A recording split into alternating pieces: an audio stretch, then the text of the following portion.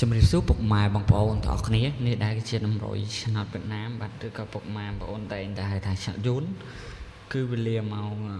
4 កន្លះនិងម៉ោង6 កន្លះបាទសម្រាប់ថ្ងៃទី3 ខែ 6 ឆ្នាំ 2025 បាទ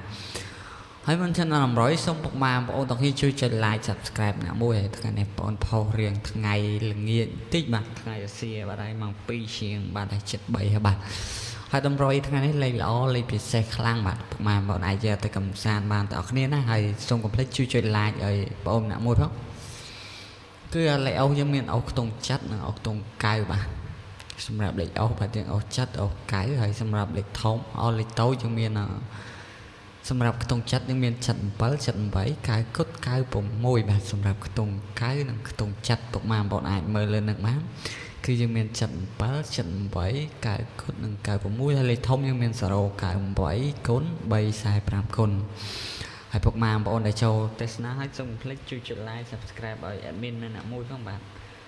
ហើយសម្រាប់ពុកម៉ែបងប្អូនដែលមកក្រោយដែលមិនទាន់បាន like បាទសូមជួយចុច like ម្នាក់មួយផងបាទដើម្បីទទួលបានវីដេអូថ្មីជារៀងថ្ងៃបាទ like ហើយ subscribe បើកហើយកណ្ដឹងម្នាក់មួយផងបាទដើម្បីទៅបានវីដេអូថ្មីជារៀងថ្ងៃពីខាង channel admin បាទ